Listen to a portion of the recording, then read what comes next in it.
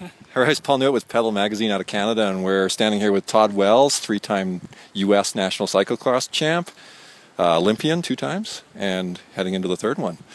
Yeah. Looking forward to that, I guess.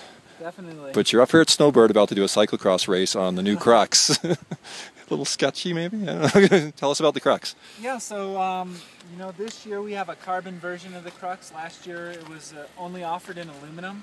So this year the bike gets a carbon layup. It's lighter, and we took some of the features that were built into the aluminum Crux, transferred them over to the carbon, and what we have is a race-specific cyclocross machine, whereas the previous offering, the Tri-Cross, was more of an all-around bike.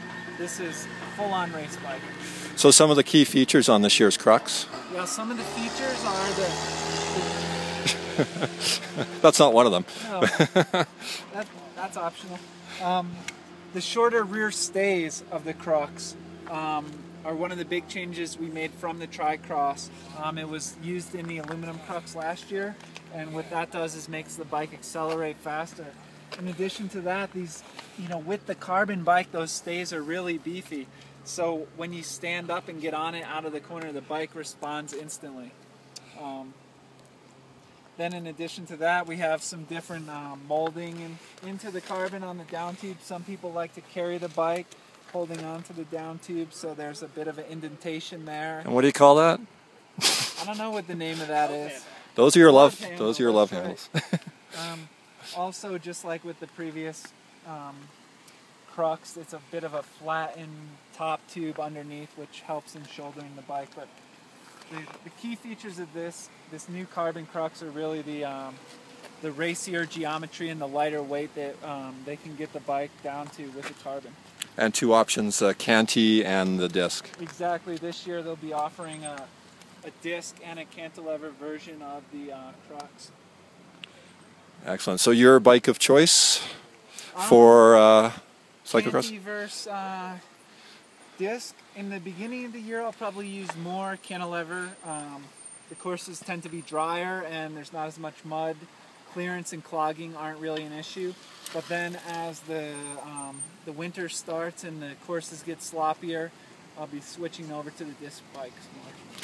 So with the Olympics coming up, what sort of equipment will you be using for that, do you think? So for the Olympics, I'll be running the S-Works Stump Jumper Hardtail 29er. Nice. We've done some riding on the course and it's very smooth other than the... It's raining, Todd. Yeah, other than the man-made technical features, but there's not really any pedally rough stuff. So the hardtail is, I bet you'll see probably 98% of the field on a hardtail. Awesome. 29er. Now you've done 2 previous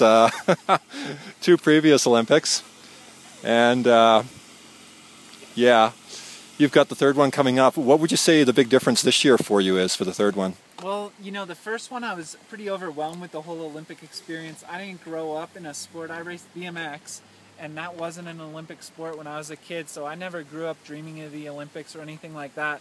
Even so, when I got there, the event, the enormity of it, it was overwhelming. So I was completely taken back, and we had a big Olympic chase just to get there that year, chasing points all over the world. So I was pretty overwhelmed with that one. And then in Beijing, I had my best international year ever leading up to that race, and I thought a top 5 was really a good possibility. Put a lot of pressure on myself and had a complete meltdown. So I feel like this year, I've been there, I know what to expect, I know that I feel that I can have a good result, and I'm going to try my best, but if I don't, I know it's not the end of the world. So I feel like, with age and wisdom, I'm hoping those 2 things will help me lead to my best Olympics. Excellent. Good luck with you. Thank you.